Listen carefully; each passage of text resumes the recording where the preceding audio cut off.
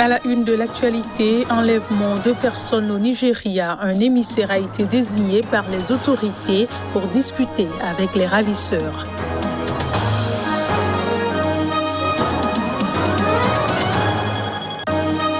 Violence en marge d'une marche de l'opposition à Mogadiscio en Somalie. Des échanges de tirs ont éclaté ce vendredi. L'opposition accuse le président.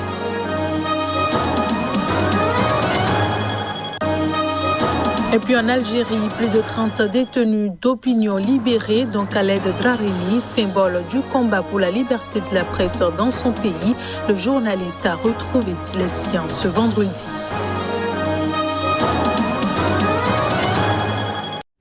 Merci de votre fidélité. Bienvenue dans cette édition. Les autorités nigérianes s'activent pour la libération des personnes enlevées mercredi dernier dans un pensionnat. Il y a désormais un émissaire qui assure la médiation et qui discute avec les ravisseurs. Les précisions. Le choix a été porté sur Ahmed Goumi, un imam, pour prendre langue avec les ravisseurs des 42 personnes enlevées. Des discussions sont en cours et de multiples stratégies ont été mises sur pied, a déclaré vendredi le commissaire à l'information de l'État du Niger, Mohamedou Sani Idriss. Des hommes armés avaient attaqué dans la nuit de mardi à mercredi un pensionnat public d'enseignement secondaire de Kagara, dans l'État nigérian du Niger, tuant un étudiant et emmenant avec eux 27 élèves, 3 professeurs et 12 membres de famille du personnel, selon les autorités de l'État. Un nouvel enlèvement de masse qui intervient 2 mois après le rapt de 344 adolescents dans un pensionnat de Kankara dans l'état de Katsina, libérés après une semaine de captivité à l'issue de négociations. Le nord-ouest et le centre du Nigeria sont la proie de bandes criminelles dénommées sous le terme générique de bandits qui multiplient enlèvements contre rançon et vol de bétail. Ces bandes criminelles sont motivées par l'appât du gain, mais certaines ont tissé des liens avec les groupes djihadistes présents dans le nord-est. Beaucoup de ces bandits prétendent être musulmans et nous avons même amené des ouvrages islamiques à leur intention, a expliqué Mohamed Sani Idriss. Certains d'entre eux commencent à revenir à la raison et expriment des remords. Aucune demande de rançon n'a été formulée et aucune ne sera payée, a-t-il affirmé. Quelques heures après l'attaque, le président nigérien Muhammadu Buhari avait ordonné aux forces de sécurité de ramener immédiatement tous les captifs indemnes et l'armée et la police ont affirmé jeudi traquer les ravisseurs. Au Mali, le Premier ministre Mokhtar Ouane a réitéré ce vendredi sa volonté de dialoguer avec les groupes djihadistes malgré les réticences de Paris. Il a également assuré de l'organisation l'an prochain des élections au cours de la cérémonie de présentation de son plan d'action. Le Premier ministre malien a réaffirmé devant le Conseil national de transition, qui fait office de parlement, l'engagement de son gouvernement à organiser, dans les délais convenus, des élections libres et transparentes. La première priorité du gouvernement reste toutefois le renforcement de la sécurité, qui passera notamment par une relecture de l'accord de paix de 2015 entre le gouvernement et les ex-rebelles indépendantistes du nord du pays, a dit le Premier ministre Mokhtar Ouane lors de la présentation de son plan d'action vendredi. Il a promis la dissolution effective des milices d'autodéfense qui alimentent de graves violences intercommunautaires, le recrutement de 25 000 militaires ou encore le déploiement de l'armée et des services de l'État partout dans le pays. Depuis 2017, de plus en plus de voix au Mali se lèvent pour appeler au dialogue avec nos frères qui ont rejoint les groupes radicaux. Il s'agit d'une demande maintes fois exprimée. En plus des élections, dont celle du président de la République et des députés, il a été décidé, conformément à l'axe de la feuille de route de la transition, d'adopter une nouvelle constitution par voie référendaire. Sous la pression internationale, les militaires qui ont renversé le 18 août 2020 le président Ibrahim Boubacar Keïta ont mis en place des organes de transition, la présidence, la primature, le gouvernement et l'organe législatif et se sont engagés à rendre sous 18 mois, soit début 2022, le pouvoir à des dirigeants civils élus. Mais l'emprise que les militaires exercent sur cette transition ainsi que l'ampleur de la tâche ont suscité des interrogations sur le respect de cette échéance. Je le disais en titre, des violences ont éclaté vendredi à Mogadiscio en marge d'une manifestation de l'opposition dans la capitale somalienne, placée sous haute surveillance par les forces de sécurité. Des échanges de tirs ont été enregistrés. Les détails. La Somalie devait tenir des élections avant le 8 février, date de la fin du mandat du président Mohamed Abdullahi Mohamed, dit Famajo. Mais le pays n'est pas parvenu à organiser ce scrutin en raison de dissensions politiques.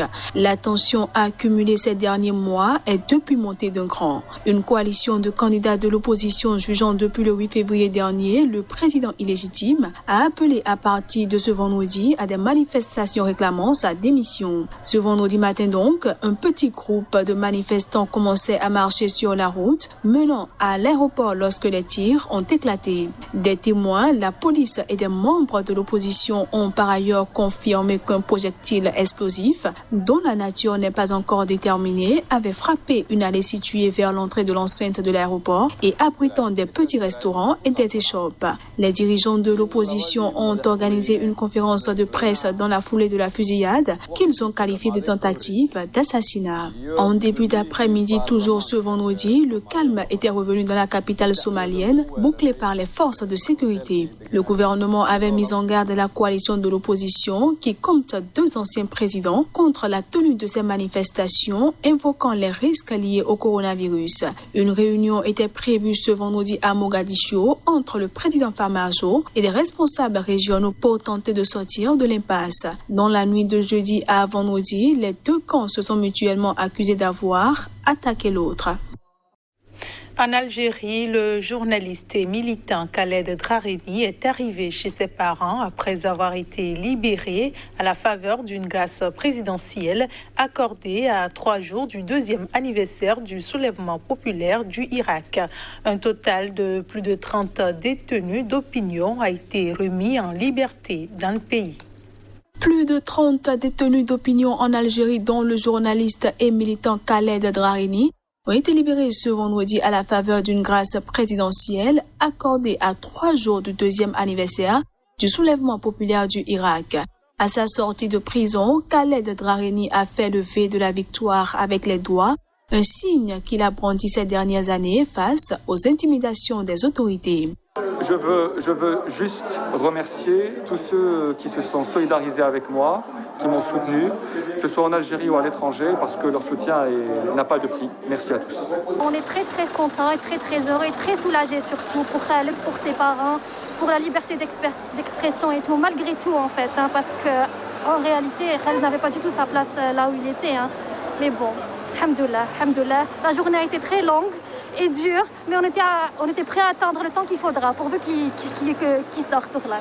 Toute une année, on a espéré tous les jours son retour. L'annonce y a faite par le président de la République de libérer tous les détenus du Hirak. Donc cette information-là, on l'a attendue depuis hier soir. La nuit a été longue, la journée a été longue.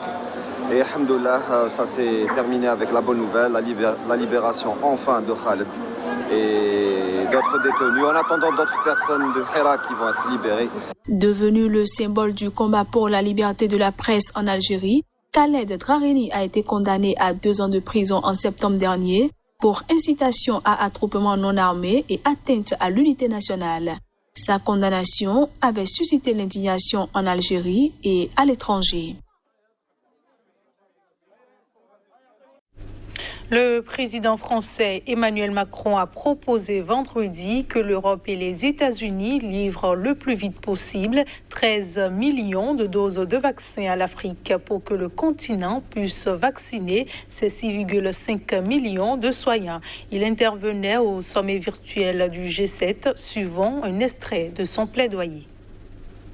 Si nous, Européens, Américains, nous savons livrer le plus vite possible ces 13 millions de doses, ça vaut énormément. Ça vaut notre crédibilité.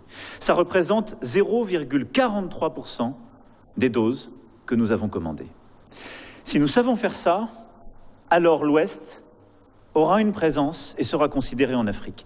Si nous annonçons des milliards aujourd'hui pour donner des doses dans 6 mois, dans 8 mois, dans 1 an, nos amis africains auront, sous la pression de leur population et à juste titre, acheté des doses aux Chinois, aux Russes ou directement à d'autres laboratoires.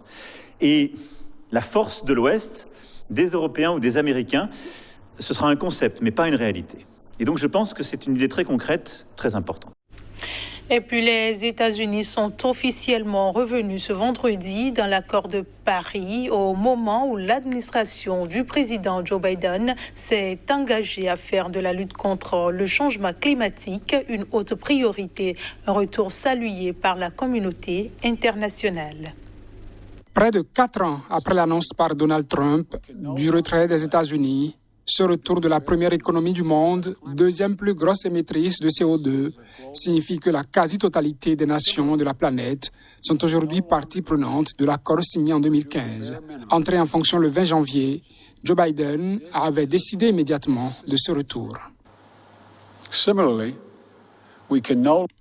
Nous ne pouvons plus repousser ou faire le strict minimum pour répondre au changement climatique. Il s'agit d'une crise existentielle mondiale. This is a global existential crisis. Le chef de la diplomatie américaine, Anthony Blinken, a aussi assuré dans un communiqué que le changement climatique et la diplomatie par la science ne pouvaient plus jamais être des ajouts optionnels dans les discussions de politiques étrangères. Répondre aux menaces réelles du changement climatique et écouter nos scientifiques est au cœur de nos priorités intérieures et étrangères. C'est vital dans nos discussions sur la sécurité nationale, les migrations, les mesures sanitaires internationales et dans notre diplomatie économique et nos négociations commerciales, a également indiqué le secrétaire d'État, faisant l'éloge de l'accord de Paris négocié par l'ancien président Barack Obama. Et c'est ici que prend fin cette édition. Merci de votre attention et bonne suite de programmes sur Sika TV.